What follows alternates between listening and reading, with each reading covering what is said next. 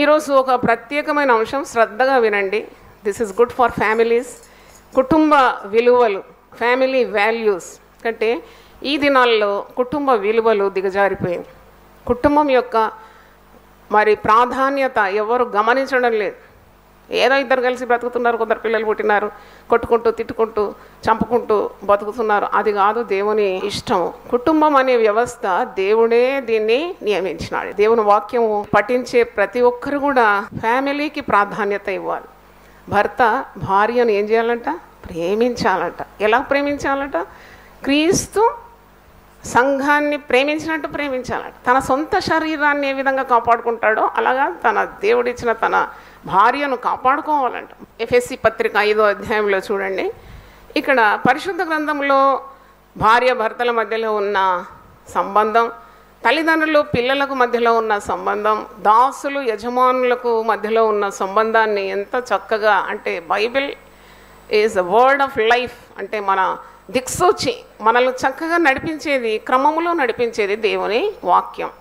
ఎఫెసీ 5:22 నుండి చదువుతున్నాం. స్త్రీలారా, ప్రభువునకు వలె మీ సొంత పురుషునకు లోబడి ఉండుడి. క్రీస్తు సంఘమునకు శిరస్సై ఉన్నలాగున పురుషుడు భార్యకు శిరస్సై ఉన్నాడు. క్రీస్తే శరీరమునకు రక్షకుడై ఉన్నాడు. సంఘము క్రీస్తునకు లోబడినట్టుగా భార్యలు కూడా ప్రతి విషయంలోనూ తమ పురుషులకు లోబడవలెను. పురుషులారా, మీరును మీ భార్యలను ప్రేమించుడి. అటువలే క్రీస్తు కూడా సంఘమును ప్రేమించి అది కళంకమైనను ముడతనైనను మట్టిది మరి ఏదైనాను లేక పరిశుద్ధమైనది గాను నిర్దోషమైనది గాను మహిమగల సంఘం గాను ఆయన తన ఎదుట దాన్ని నిలవబెట్టుకొనవలనని వాక్యముతో ఉదక స్నానము చేత దాన్ని పవిత్రపరిచి పరిశుద్ధపరచుటకై దాని కొరకు తను తాను అప్పగించుకున్నాను. అంటే భార్యను ప్రేమించేవాడు తన శరీరాన్ని ప్రేమించుకుంటున్నాడు, క్రీస్తు ధర్మాన్ని నెరవేరుస్తున్నాడు. క్రీస్తు సంఘాన్ని ప్రేమించినట్టు భార్యను భర్త ప్రేమిస్తున్నాడు. క్రీస్తుకు లోబడినట్టు మరి స్త్రీ తన భర్తకు లోబడుతూ ఉన్నది. అంటే ఎంత మరి ఆ కుటుంబం ఎంత సంతోషంగా ఉండాలి. నువ్వు ప్రేమిస్తే నేను లోబడతాను, నువ్వు లోబడితే నేను ప్రేమిస్తాను. ఇలాంటి మరి పోరాటం కాదు, అంటే ఈ దేవుని నియమం అని ఇక్కడ చెప్పబడుతుంది. భార్యాభర్తలు అంటే ఎంత చక్కని అనుబంధం. వివాహం ఆడేటప్పుడు దాని పేరు పరిశుద్ధ వివాహం, హోలీ మ్యాట్రిమోనీ. మా తండ్రి గారు నాకు ఒక్కసారి గుర్తొచ్చినారు. ఆయన ఎంత నిష్ఠతోటి వివాహము మరి అన్నిటిలో ఘనమైన దాని ఎంచి ఆయన ఆ రోజు ఎంత పవిత్రంగా ఉపవాసం ఉండి వివాహము నడిపించేది నాకు నా కళ్ళ గట్టినట్టు జ్ఞాపకం వచ్చింది. ఎంత చక్కగా సిరీనిటీ, మరి సొబ్రైటీ, అలాగే మరి శాంక్టిటీ, పరిశుద్ధతతో ఆ వివాహం జరిపించేది. ఈ దినాల్లో మీరు వివాహం చేసే సేవకులను గమనించినారా? అల్లా టప్పగా జోకులేస్తూ సరస్సోక్తులు చెప్తూ ఆ వివాహం అనే ఆ యొక్క వ్యవస్థను వారు చిల్లరగా చేసేస్తున్నారు అన్నమాట. నాకు అది చూసినప్పుడు చాలా బాధ కలిగింది. అరే ఏంటి వివాహం ఇట్లా చేస్తారా? ఇద్దరు, ఒక పురుషుడు ఒక స్త్రీ వివాహం అనే వ్యవస్థలో దైవ భయంతో కదా అడుగు పెట్టాల్సింది. ఇదే మరి 2 దినాల మురిపేమో ఇది 100 ఏళ్ళ పంట. అంటే ఎంత భద్రంగా ఎంత దైవభయంతో వీరు దీంట్లో ప్రవేశించాలి. దాని తర్వాత దేవుని నియమాలు పాటించాలి. దేవుడు అప్పుడు వారిని ఆశీర్వదిస్తాడు, వర్ధిల్ల చేస్తాడు. దేవుడు ఏర్పరచబడిన కుటుంబంగా అది మారిపోతుంది కదా. దాన్ని మరి పర్ఫామ్ చేసేవారు, అంటే దాన్ని ఆ వ్యవస్థను ఏర్పాటు చేసి దాన్ని నియమించేవారు, దాన్ని పర్ఫామ్ చేసేవారు ఎంత పవిత్రంగా ఉండాలి, పరిశుద్ధంగా చేయాలి కదా. పరిశుద్ధ వివాహం, పరిశుద్ధత లేకుండా ఎందుకు వివాహాలు చేయాలి? కాబట్టి ఈరోజు వివాహ వ్యవస్థ గురించి, మరి కుటుంబ విలువల గురించి ఎందుకో ఈ తలంపు దేవుడు నాకు ఇచ్చినాడంటే, ఆ వివాహేతర సంబంధం నేరం కాదు అని ఒక చట్టం బయలుదేరింది. అడల్టరీ ఈజ్ నో క్రైమ్ అంట.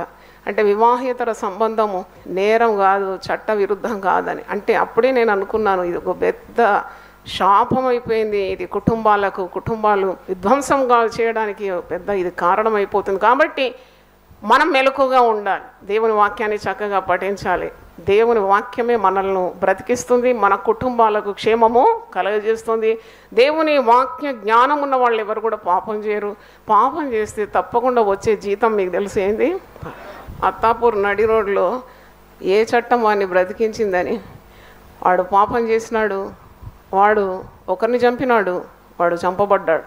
చూడండి, నడి రోడ్లో ఏ మనుషుడు కూడా సహాయానికి రాలేదు. No person could come to his rescue.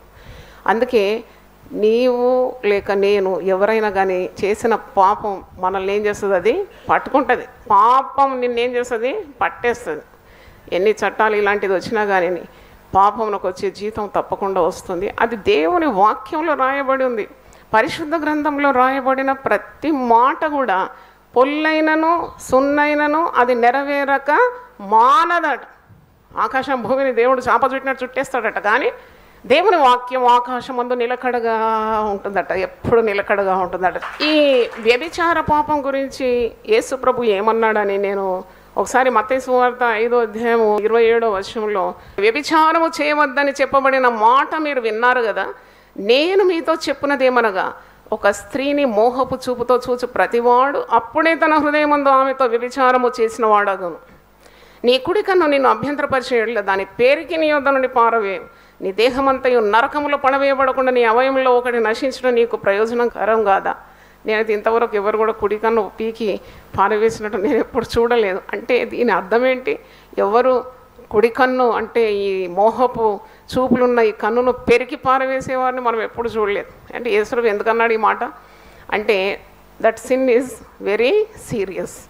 అంత మరి ప్రమాదకరమైంది ఈ పాపం అని సూచించడానికి యేసు ప్రభువు ఈ మాట అన్నాడు. It's a very serious sin. ఈ వ్యభిచార పాపం ద్వారా పడిపోయిన వారిని మనము పాత క్రొత్త నిబంధనలో మనం చూస్తున్నాం. అంటే వారు ఏమాత్రం వర్ధిల్లలేదు. చూడండి, దేవుని ఆశీర్వాదాలు అట్టి జీవితాలకు రాలేదు. పైగా దేవుని శిక్ష శాపము వారు పొందుకున్నట్టు మనం చూస్తున్నాం. ఇది 10 ఆజ్ఞలు. దేవుడు మోషేకు బయలుపరిచిన 10 ఆజ్ఞల్లో 7వ ఆజ్ఞ. వాక్యంలో దేవునికి విరోధంగా పాపము చేసినానని యోసేపు అంటాడు. దేవునికి విరోధంగా నేను చెయ్యని పాపం. పోతిఫరు భార్య అందగత్తే, యోసేపు అంతకంటే అందగాడు. ఎంతగా యోసేపును మోహిస్తుంది కదా. అయినా యోసేపు ఏం చేస్తాడు? జారత్వంకు, ఆ వ్యభిచారానికి దూరంగా పారిపోతాడు అన్నమాట. You flea from that sin. ఒక మాట అంటాడు కదా, 39 ఆదికాండము 9వ వచనం. ఈ పోతిఫరు భార్య ఆయనను మోహిస్తుంది, ఎవరు లేరు పాపం చేయమన్నప్పుడు ఆయన ఏమంటాడు చూడండి, యోసేపు నీవు అతని భార్యవైనందున నిన్ను తప్ప మరి దేనిని నాకు అప్పగింపగా ఉండలేదు, కాబట్టి నేను ఎట్లు ఇంత ఘోరమైన దుష్కార్యం చేసి దేవునికి విరోధంగా పాపము కట్టుకొందునని తన యజమాని భార్యతో అని. అంటే చేసే ప్రతి పాపము ఎవరికి విరోధంగా చెప్పండి ఒకసారి? చేసే ప్రతి పాపం కూడా దేవునికి విరోధంగానే. మర్చిపోకూడదు. అంటే పౌలు భక్తుడు హెబ్రీలకు రాస్తూ ఒక మాట అంటాడు కదా, హెబ్రీ 13:4లో, వివాహము అన్నిటికంటే ఘనమైనది.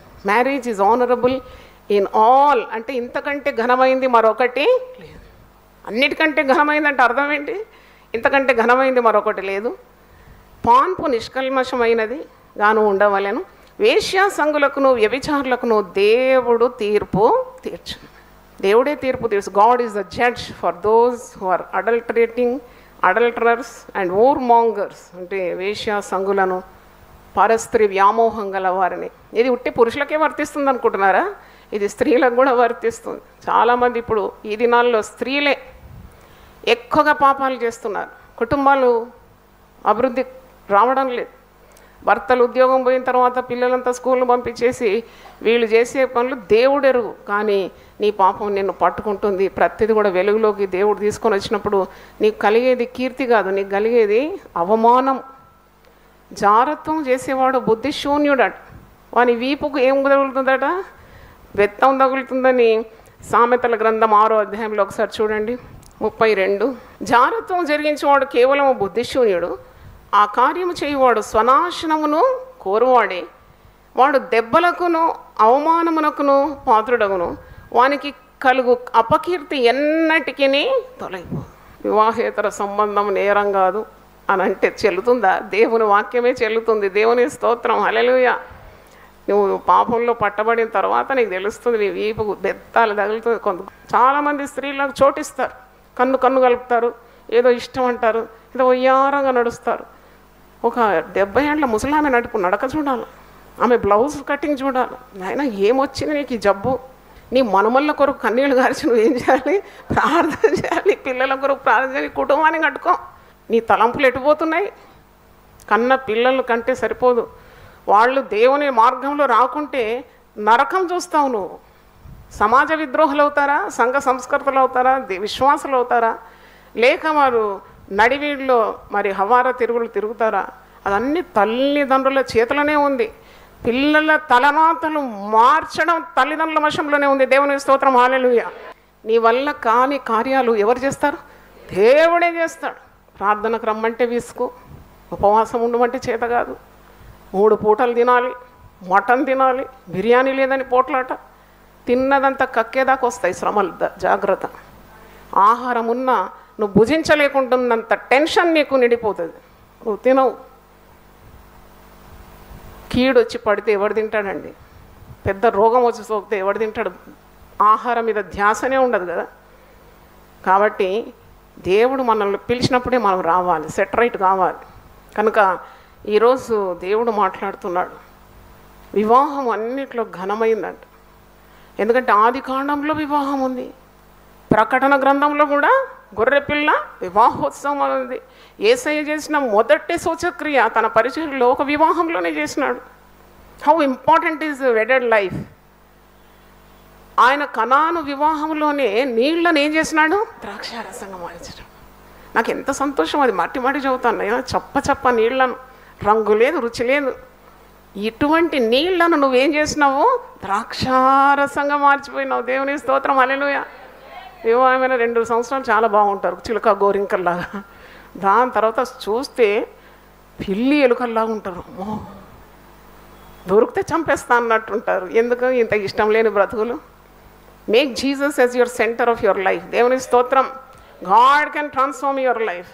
దేవుడు మన కుటుంబాలను సంతోషకరమైన కుటుంబాలుగా, సమాధానకరమైన కుటుంబాలుగా, సంపద గల కుటుంబంగా మార్చబోతున్నాడు. దేవుని స్తోత్రం. ఇంకా చాలా ఇక సాతాను వేసిన పన్నగాలన్నిటికీ ఒక తెర పడ్డది. కాబట్టి ఇక సాతాను కూరలన్నీ కూడా విరిగిపడుతుంది, కొమ్ములన్నీ కూడా విరిచేస్తాడు దేవుడు. విజయం మనదే. దేవుడు పెట్టిన నియమమని పౌలు భక్తుడు కొరింథీయులకు రాస్తూ కూడా ఈ మాట అంటాడు. 1 Corinthians 7th chapter 2-5. జారత్వములు జరుగుతున్నందున ప్రతివానికి సొంత భార్య ఉండవలెను, ప్రతి స్త్రీకి సొంత భర్త ఉండవలెను. ఆ సంఘములో, కొరింథీ సంఘములో జారత్వం జరుగుతుందండి. ఎవరో కట్టుకున్న స్త్రీని పరపురుషుడు ప్రేమిస్తున్నాడు, ఎవరో భర్తను ఇంకో స్త్రీ ప్రేమిస్తుంది. దోచుకోవడమే కదా.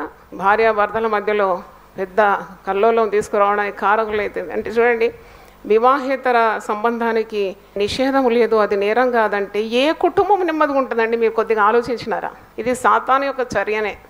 గొడ్డలితో కుటుంబాలు కూలగొట్టడమే. ఏ కుటుంబంలో నెమ్మది ఉంటుంది? భర్త తన దారిలో పోతున్నాడు, భార్య భర్తకు తెలవకుండా వ్యభిచారం చేస్తుంది. ఆ పిల్లల సంగతి ఎలాగో మీరు ఆలోచించినారా? పిల్లల మీద వారికి శ్రద్ధ ఉంటుందా? వారి పాపాల్లో వారు బడి కొట్టుకొని పోతుంటే కన్న పిల్లల్ని ఎవరు చూడాలి? పిల్లలు వారి దారిలో వారు వెళ్ళిపోతారు. చిన్న చిన్న పిల్లలు కూడా నేరస్తులు అయిపోతున్నారు ఇప్పుడు. అంటే కుటుంబాల మీద వచ్చే పెద్ద దాడి చూడండి, గొడ్డలి పెట్టనమాట. ఇలాగూ చర్యలు కొరింథీ సంఘంలో ఉన్నప్పుడు పౌలు భక్తుడు హెచ్చరిస్తున్నాడు, మీలో జారత్వం జరుగుతున్నది, అందుకే మీకు సొంత భార్య ఉండాలి. ఎవరి భార్య వారికి, ఎవరు పురుషుడు వారికి. నాకు ఈరోజు ఆలోచిస్తుంటే మరి దేవుడు ఆదాముకు నరుడు ఒంటరిగా ఉండటం మంచిది కాదు, నరుడు ఒంటరిగా ఉండటం మంచిది కాదు, గుంపుగా ఉండని 4 అవ్వలను చేసి ఇచ్చినాడు. పక్కటి ముక్క తీసి ఒక్క నారిని చేసి ఒక్క అవ్వనిచ్చినాడు. అవ్వకు కూడా 10 మందిని ఇవ్వలే, ఒకటే ఆదాముని ఇచ్చినాడు. అంటే ఇది దేవుడు పెట్టిన నియమం. ప్రతి వానికి సొంత భార్య ఉండాలి, ప్రతి స్త్రీకి సొంత పురుషుడు ఉండాలి. మరి ఇక్కడ వీరు పాపం చేస్తున్నారు, జారత్వం జరుగుతుంది. 4వ వచనం, భర్తకే కానీ భార్యకు తన దేహంపై అధికారం లేదు, అలాగున భార్యకే కానీ భర్తకు తన దేహంపై అధికారం లేదు. ప్రార్థన చేయటకు మీరు సావకాశం కలిగినట్లు కొంతకాలం వరకు ఉభయుల సమ్మతి చెప్పుకునే తప్ప ఒకరినొకరు ఎడబాయకుడి అని ఈ నియమాలన్నీ ధర్మాలు చెప్తూ ఉన్నాడు. అంటే నీవు పవిత్రమైన బంధము భార్య భర్తల బంధమని నీవు తెలుసుకోవాలి. నాకు వాక్యం ధ్యానిస్తున్నప్పుడు చాలా కార్యాలు దేవుడు బయలుపరుస్తూ ఉన్నాడు. చాలామంది పురుషులు స్త్రీల ఆకర్షణలో పడిపోతారు. విశ్వాసుల సంగతి మాత్రం కాదు నేను చెప్పేది. నేను టీవీ ఆన్ చేసినప్పుడు చూస్తే జలంధర్లో ఒక పెద్ద బిషప్ అంటే ప్రధాన కాపరి. అంటే ఆయన కింద ఎంతోమంది కాపర్లు ఉంటారు. కాపరి చేసిన అగత్యాయం అంటే ఎంత భయంకరమైన పాపం చేసిన అన్ని టీవీలలో వేసినారు. ఆయనకు సంఖ్యలు పడ్డది. నిలువుటంగి అట్టనే ఉంది, ఆ నల్లదట్టు అట్టనే ఉంది, దేవునికి ఎంత నామ దూషణ. మరి ఆయనను పట్టుకున్నారు, ఇప్పుడు కటకటపాలు చేసినారు. ఎందుకంటే 2 సంవత్సరాలు ఒక కన్యాస్త్రీతో సంబంధం పెట్టుకున్నాడు. అంటే ఎవరికి తెలియదు అనుకున్నాడు. ఇంతకుముందు మనం చెప్పినాం కదా, పిల్లి ఎట్ట తాగుతుంది పాలు, కనుమూసుకొని తాగుతుంది, ఎవరికి తెలియదు. కానీ అందరికీ తెలుస్తుంది. సత్యము భూమి నుండి ఏమవుతుంది, మొలకెత్తుతాడు. సత్యాన్ని ఎవరు అణచగలుగుతారు? యేసుప్రభు పేరు సత్యం. అణిగిందా? పాతి పెడితే అణిగినాడా? 3వ రోజు ఏం చేసినాడు? లేచేసినాడు. హల్లెలూయా గట్టి చెప్దామా? జారత్వము చేసేవారికి, వ్యభిచారం చేసేవారికి వచ్చే అపకీర్తి అది ఎన్నటికి కూడా పోదంట, ఎన్నటికి పోదు. అందుకే నేను ఎప్పుడు చెప్తాను, జాగ్రత్తగా ఉండాలి. దేవుని సేవ చేసేవాళ్ళు కూడా చాలా జాగ్రత్తగా ఉండాలి. నలుగురికి మంచి మాటలు చెప్పేవారు ఎట్లుండాలి? చేనే కంచెం వేసినట్టు వీరికే నిగ్రహ శక్తి లేకుంటే మరి వచ్చే ప్రజలు దేవుని వాక్యం విని ఎలా బాగుపడతారు? కాబట్టి మరి నేను ఎప్పుడు మా నాన్నగారు పాస్టర్ మాథ్యూ గారి పద్ధతులు బోధిస్తూ ఉంటాను. ఇక్కడ ఉన్న సేవకులకు కానీ పరిచర్యలో పాల్గొందే వారికి ఎప్పుడు క్లాస్ ఇస్తూ ఉంటాను. అన్నమాట మీరు ఏ విధంగా స్త్రీలతో ఉండాలి, తన ప్రవర్తన గురించి అజాగ్రత్తగా ఉండువాడు చచ్చిపోతాడు, దైవాశీర్వాదాలు అన్నీ కోల్పోతాడు. పురుషులైనా జాగ్రత్తగానే ఉండాలి. నిన్ను నీవు పవిత్రంగా ఉంచుకుంటే నీకే తిప్పలు లేదు. ఏ పాపానికి చోటు ఇవ్వకుంటే నీవు ఈ బురద ప్రపంచంలో, ఈ మాలిన్యంతో నిండిన లోకంలో నిన్ను నీవు తప్పకుండా దేవుని నియమాల్లో కట్టడాన్ని అనుసరించి పవిత్రంగా ఉంచుకుంటే నీకే ముప్పు లేదు. పైగా ఆశీర్వాదాలే దేవుడు మంచి కురిసినట్టు కురిపిస్తాడు. దేవుని స్తోత్రం, హల్లెలూయా. 2 మార్గాలు, జీవము మరణం, ఆశీర్వాదము శాపం, శిక్ష దీవెన. ఏది కావాలో ఎంచుకోవాలి. చూడండి, జ్ఞాని అయిన సొలొమోను ఏమంటున్నాడో చూద్దాం. ప్రసంగి గ్రంథం 7వ అధ్యాయం 26వ వచనం. మరణము కంటే ఎక్కువ దుఃఖము కలిగించున్నది ఒకటి నాకు కనబడెను, అది వలల వంటిదై ఉరుల వంటి మనసును బంధకముల వంటి చేతులను కలిగిన స్త్రీ. దేవుని దృష్టికి మంచివారైన వారు దాన్ని తప్పించుకుందరు, కానీ పాపాత్ములు దాని వలన పట్టబడదురు. నీ హృదయం ఎప్పుడు శుద్ధిగా ఉండాలి. This engine should be clean. ఎప్పుడు కారు సర్వీసింగ్కి ఇస్తావు, మోటార్ బైక్ సర్వీసింగ్కి ఇస్తావు, నీ గుండె ఎవరు చేయాలి సర్వీసింగ్? యేసయ్య రక్తం చేత అది నిత్యము కడగబడాలి. హల్లెలూయా. లేకుంటే పడిపోతావు నువ్వు శోధనలో. గురుల వంటి స్త్రీ అంట.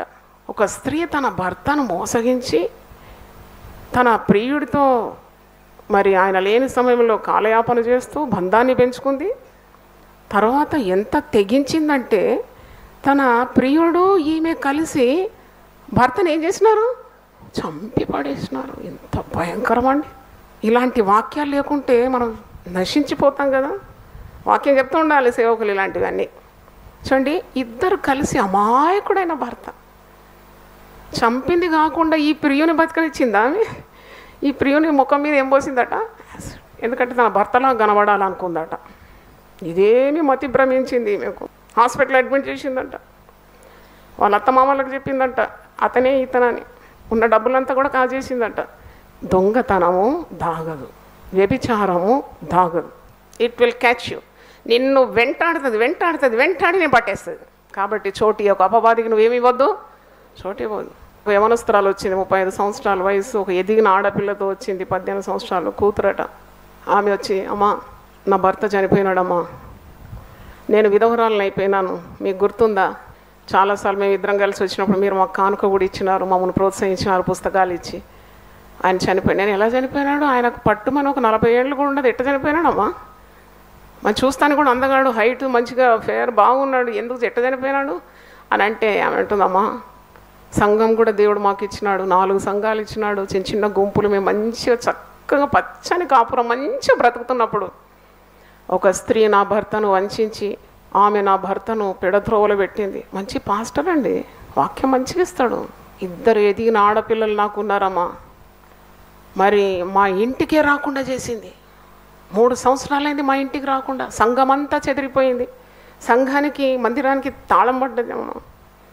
పోనీ అక్కడ పోయి ఏమన్నా బాగైనాడంటే అక్కడే కిడ్నీలు పాడై చచ్చిపోయాడట. చచ్చిపోతే ఆమె సమాధి ఏం చేయలేదంట, నేరుగా శవాన్ని భార్య దగ్గర పంపిందంట. ఇది ఎక్కడి తల్లి, ఇది ఆయన భయంకరమైన స్త్రీ ఆమె. మళ్ళా భార్య దగ్గరికి శవమై వచ్చినాడు. ఆ భార్య అంటుందమ్మా, నా భర్త నేను చాలా ప్రేమించినానమ్మా, నా పిల్లలు మేము ఇంత ప్రేమించినాం కానీ ఆ ప్రేమకు నోచుకోలేదమ్మా, మన హృదయం సరిగా లేకుండే. వాడు అక్రమ సంబంధం పెట్టుకున్నాడు, పోయినాడు ఆ స్త్రీ దగ్గర. చచ్చినప్పుడు శవం పంపించింది మా ఇంటికి. ఆమె ఏమన్నదంటే, దేనికైతే ఆయన పరిగెత్తాడో అదే ఆయనకు ఉరిగా మారిపోయింది. దేనికైతే పరుగులాడినాడో, నేను రాసుకున్న బుక్లో మంచి మాట నేను రాసుకుంటే ఎప్పుడు, దేనికైతే పరుగులెత్తి పోయినాడో అదే ఆయన మెడకేమైంది, చుట్టుకుంది.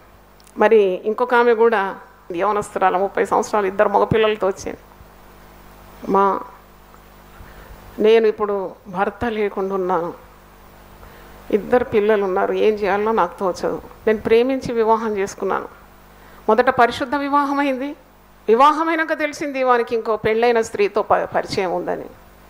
ఇంటికి రాడు, నన్ను వదిలేస్తాడు. ఆమె ఇంట్లో కాలం గడిపితే నేను అతను వదిలేసిన, డైవర్స్ ఇచ్చేసినాను. డైవర్స్ ఇచ్చిన తర్వాత మీ యువకుని ప్రేమించి పెళ్లి చేసుకున్నాను. 2 కొడుకులను కన్నాను. ఇప్పుడు అని అంటాడు, 4గురిని చేసుకునే హక్కు నాకు ఉందని నన్ను వదిలేసినాడమ్మా. ఇప్పుడు నా పరిస్థితి ఎట్లా? అప్పుడు నాకు ఆ మాట గుర్తొచ్చేది. సమరయ స్త్రీతో యేసుప్రభు అంటాడు, ఈ నీళ్లు త్రాగువాడు మరీ మరీ దప్పికొంటాడు.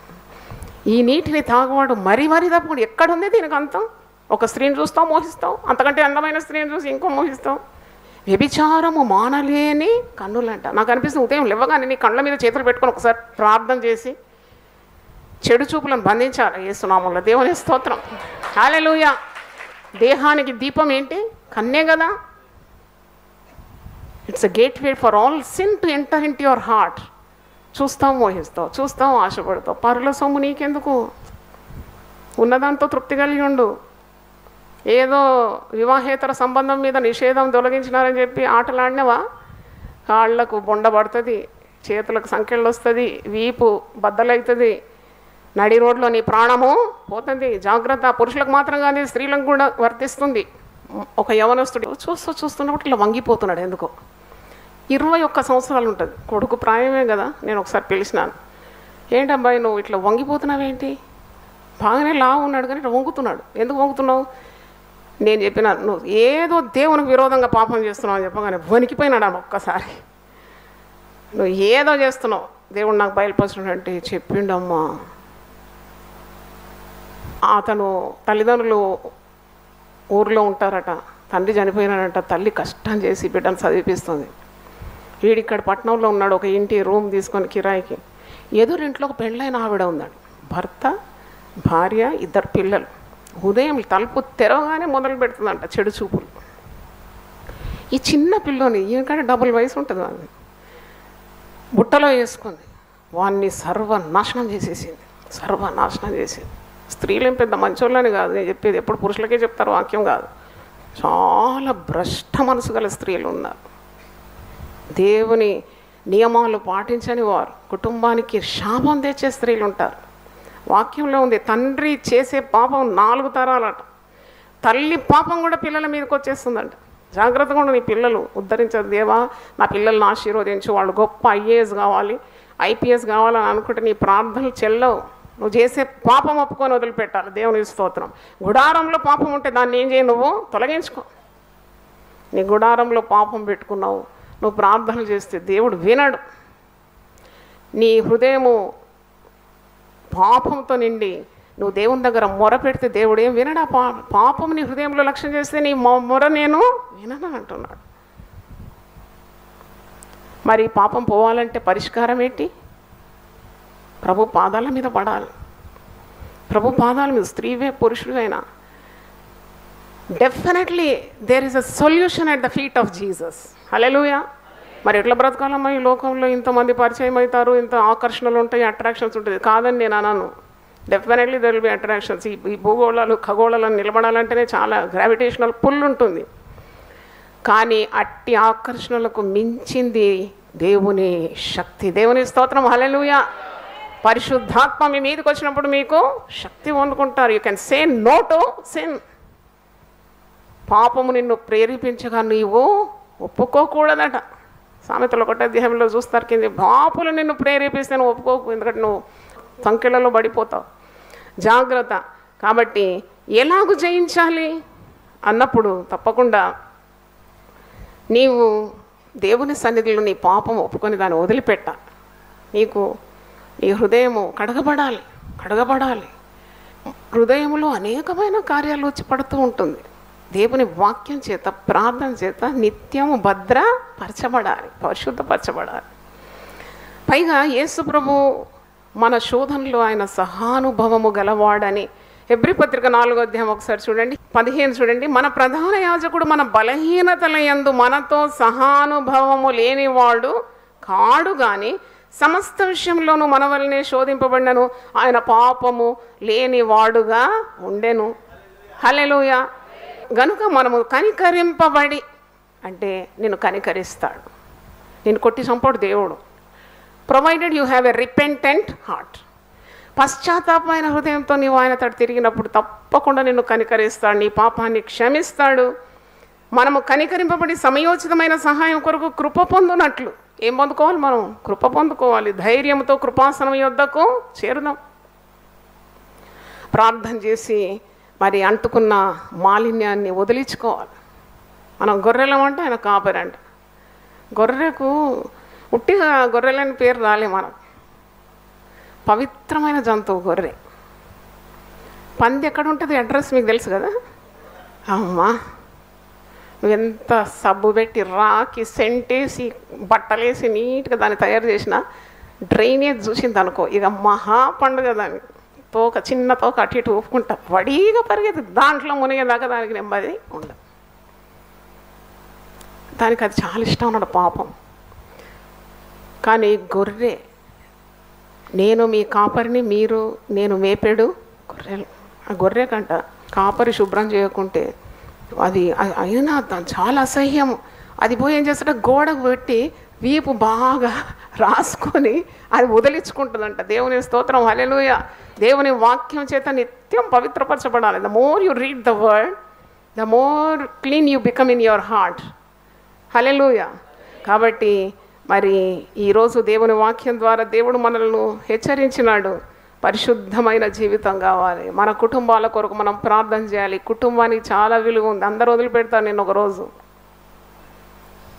మా అమ్మ ఒక మాట చెప్పేది. ఒకసారి నేను ఇలాగ అడుగుతున్నాను ఆమెను, అమ్మాయి ఏంటమ్మా ఇట్లా పెళ్లి చేసుకున్న తర్వాత కూడా మళ్ళీ వేరే స్త్రీల మీద వాళ్ళకు ధ్యాస ఉంటుందంటే, బిడ్డ మధ్యలో వచ్చేది మధ్యలోనే పోతుంది అన్నది.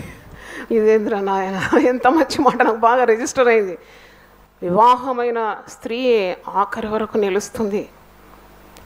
దేవుడు పెట్టిన బంధం అది.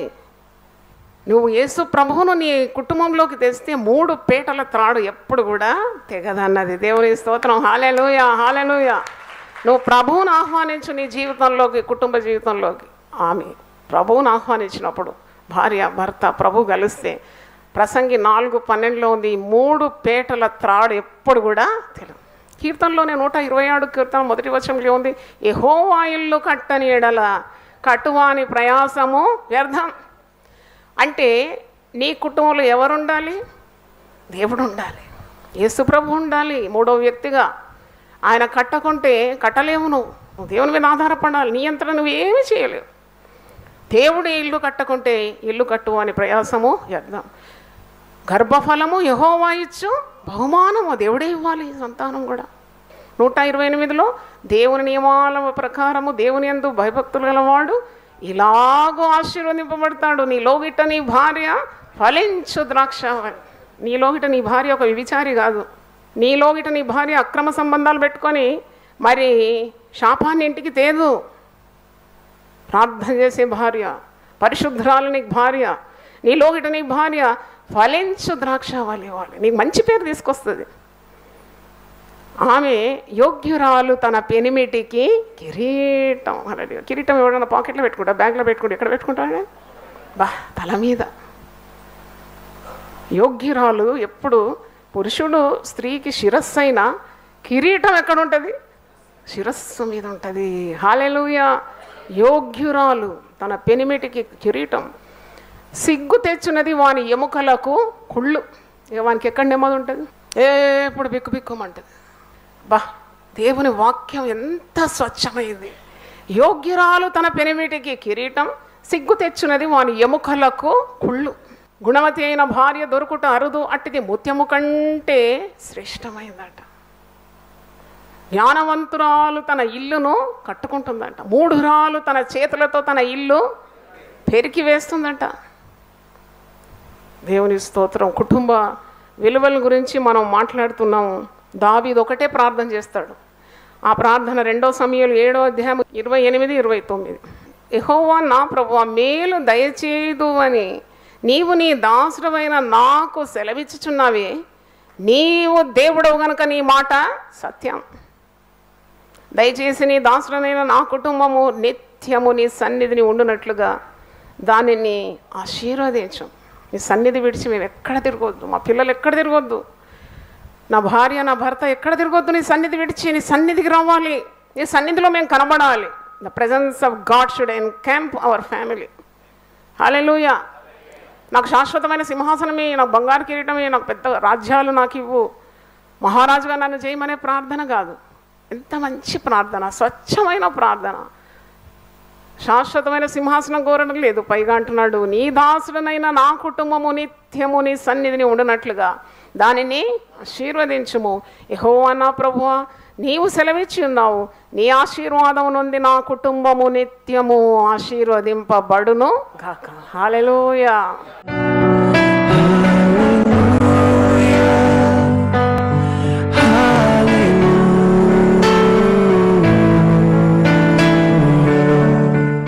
అపవిత్రమైన ఆలోచనలను కాల్చివేయమని ప్రార్థిస్తున్నాను.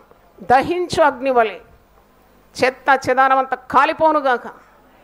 నీకు విరోధంగా చేసే ప్రతి పాపము దహించబడునుగాక. విత్తింది మేము కోయక తప్పము కాబట్టి మేము విత్తేది ఏంటో జాగ్రత్తగా విత్తుటకు సహాయం దయచేయండి. మా జీవితాలు చాలా స్వల్పమైనవి ప్రభువా. ఈ స్వల్పమైన జీవితంలో మేము పవిత్రులుగా పరిశుద్ధులుగా పాపానికి దూరంగా ఉండుటకు మాకు తెలివి దయచేయండి ఆయన.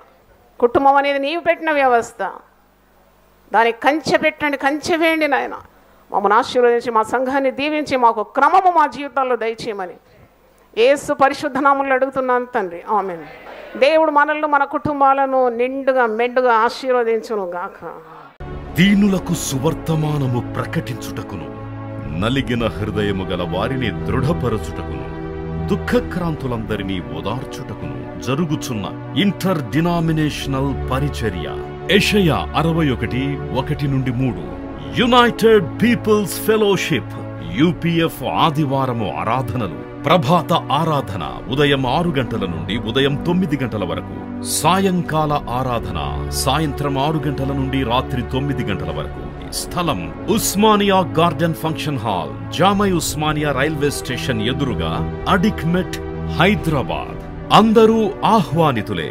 ఆహ్వానించువారు ప్రభువు దాసురాలు జాయ్ చెరియన్ గారు, వ్యవస్థాపక అధ్యక్షురాలు మరియు సీనియర్ పాస్టర్ యూపీఎఫ్ హైదరాబాద్. వివరములకు 9550504718, 9030757571 నంబర్లను సంప్రదించగలరు.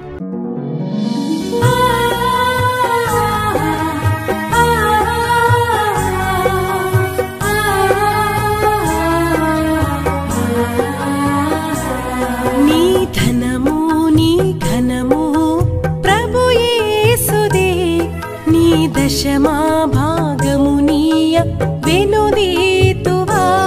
నీ ధనము నీ ఘనము ప్రభు యేసుదే, నీ దశమా భాగము నీయ వెనుదీతువా. ధరలోన ధనధాన్యముల నీయగా కరుణించి కాపాడి రక్షింపగా. ధరలోన ధనధాన్యముల నీయగా కరుణించి కాపాడి రక్షింపగా. పరలోకనాదుండు నీకీయగా మరి యేసు కొరకీయ వెనుదీతువా. పరలోకనాదుండు నీకీయగా మరి యేసు కొరకీయ వెనుదీతువా. నీ ధనము నీ ఘనము ప్రభు యేసుదే, నీ దశమా భాగము నీయ వెనుదీతువా.